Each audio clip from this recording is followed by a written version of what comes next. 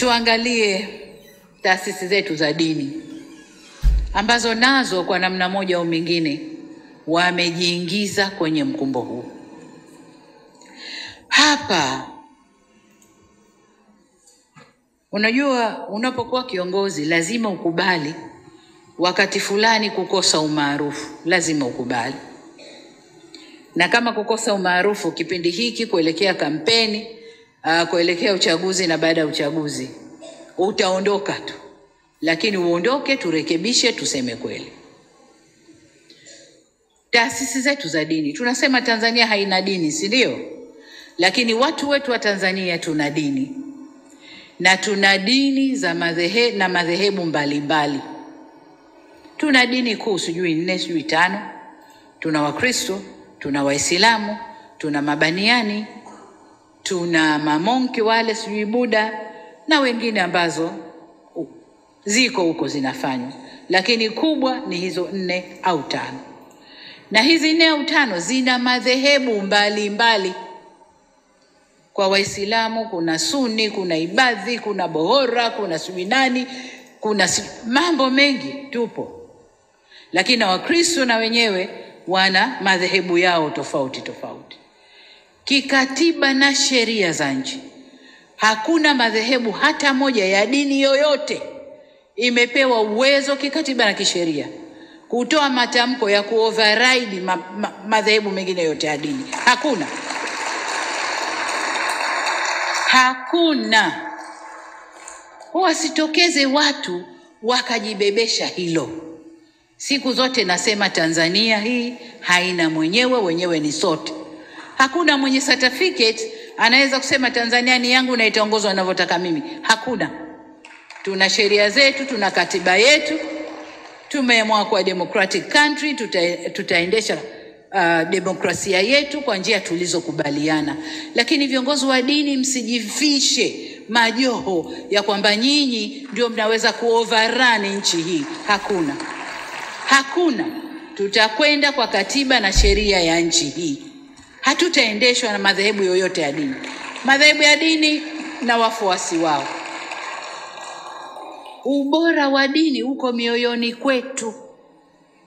Wale wanaoamini ndio wanajua ubora wa dini yao. Hakuna overriding hapa. Kwamba mimi dini yangu ndio ita-override Tanzania na tamko nikilitoa ndio hilo hilo, na hata wenyewe wanatofautiana. Mimi toka nimekaa matamko 8 yametolewa na teke. 8. Lakini ukenda chini chini wenyewe wanapingana, matamko yale hayafanyi kazi vizuri. Wenyewe wanapingana. Kwa sababu waliosimama kwenye mstari wa haki wanaona ile ni batili inayofanyika. Kwa hiyo waliosimama kwenye mstari wa haki hawaungani nao, wanaona ni batili iliyofanyika. Kwa niseme kwamba Tanzania yetu ni nchi ya umoja, nchi ya ushikamano, amani na utulivu ndio ngao zetu.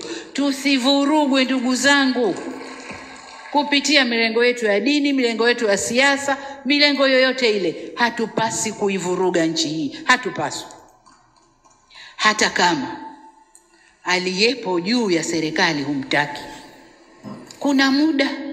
This is a democratic country. Huyu mtu ataendesha mpaka wakati huu, kafanya makosa, semeni makosa yake. Kosa la serikali ya awamu ya 6 kueneza huduma bora za afya Tanzania, hilo kosa letu. Kosa letu kueneza huduma bora, mashule mazuri mpaka kule vijiji, hilo kosa letu. Kosa letu kukuza uchumi wa Tanzania ukakuwa mpaka tukasifiwa duniani, hilo kosa letu.